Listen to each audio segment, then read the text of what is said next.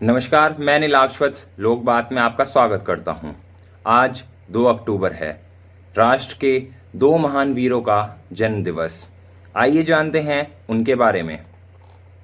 मोहनदास करमचंद गांधी, जिन्हें महात्मा गांधी के नाम से भी जाना जाता है, भारत एवं भारतीय स्वतंत्रता आंदोलन के एक प्रमुख राजनैतिक एवं आध्यात्मिक नेता थे। वे सत्याग्रह के माध्यम से अत्याचार के प्रतिकार के अग्रणी नेता थे। उनकी इस अवधारणा की नींव संपूर्ण अहिंसा के सिद्धांत पर रखी गई थी, जिसने भारत को आजादी दिलाकर पूरी दुनिया में जनता के नागरिक अधिकारों एवं स्वतंत्रता के प्रति आंदोलन के लिए प्रेरित किया। उन्हें दुनिया में आम जनता महात्मा गांधी के नाम से जानती है। संस्कृत भाषा में महात्मा अथवा महान आत्मा एक सम्मान सूचक शब्द है।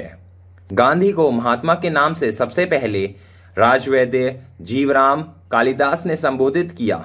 स्वामी श्रद्धानंद ने 1915 में महात्मा की उपाधि दी थी और तीसरा गुरु रविंद्रनाथ टैगोर ने महात्मा की उपाधि प्रदान की थी।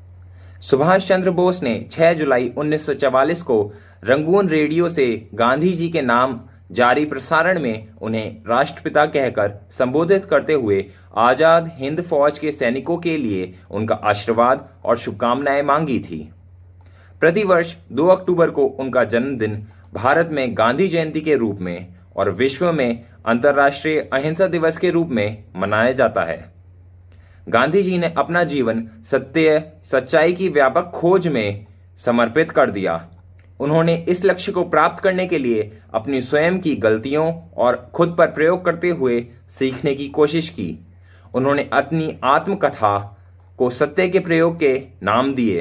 गांधी जी ने कहा कि सबसे महत्वपूर्ण लड़ाई लड़ने के लिए अपने दुष्ट आत्माओं, भय और असुरक्षा जैसे तत्वों पर विजय पाना है। गांधी जी ने अपने विचारों को सबसे पहले उस समय संक्षेप में व्यक्त किया जब उन्होंने कहा, भगवान ही सत्य है। बाद में उन्होंने अपने इस कथन को सत्य ही भगवान है में बदल दिया। गांधी जी की अहिंसा के सिद्धांत के प्रवर्तक बिल्कुल नहीं थे, फिर भी इसे बड़े पैमाने पर राजनीतिक क्षेत्र में इस्तेमाल करने वाले वे पहले व्यक्ति थे।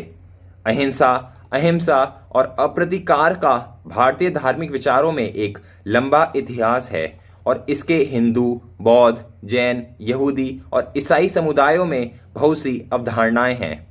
गांधी जी ने अपनी आत्मकथा the story of my experiments with truth में दर्शन और अपने जीवन के मार्ग का वर्णन किया है। अब बात करते हैं श्री शास्त्री जी के बारे में। भारत के द्वितीय प्रधानमंत्री एवं स्वतंत्रता सेनानी लाल बहादुर शास्त्री जी का जन्म 2 अक्टूबर 1904 को वाराणसी में हुआ। भारत की स्वतंत्रता के पश्चात शास्त्री जी को उत्तर प्रदेश के संसदीय सचिव के रूप में नियुक्त किया गया। गोविंद वल्लभ पंत के मंत्रिमंडल में उन्हें पुलिस एवं परिवहन मंत्रालय सौंपा गया। परिवहन मंत्री के कार्यकाल में उन्होंने प्रथम बार महिला कंडक्टर्स की नियुक्ति की। पुलिस मंत्री होने के बाद उन्होंने भीड़ को नियंत्रण रखने के लिए लाठी की जगह पानी की बौछार का प्रयोग प्रारंभ कराया। 1951 में जवाहरलाल नेहरू के नेतृत्व में वह अखिल भारत कांग्रेस कमेटी के महासचिव नियुक्त किए गए। उन्हें 1952, 1957 व 1962 के चुनाव में कांग्रेस पार्टी को भारी बहुमत से जिताने के लिए बहुत परिश्रम किया। उनके प्रधानमंत्री के शासनकाल में 1965 का भारत पाक युद्ध शुरू हो गया। इससे 3 वर्ष पूर्व चीन का युद्ध भारत हार चुका था। शास्त्री जी ने अप्रत्याशित रूप से इस युद्ध में नेहरू के मुकाबले राष्ट्र को उत्तम नेतृत्व प्रदान किया। रूस और अमेरिका के चहलकदमी के बाद भारत के प्रधानमंत्री को रूस के ताशकंद समझौते में बुलाया गया।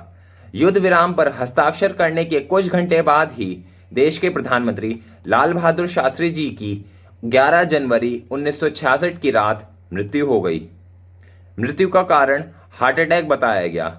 शास्त्री जी की अंत्येष्टि पूरे राजकीय सम्मान के साथ यमुना किनारे की गई और उस स्थल को विजय घाट का नाम दिया गया।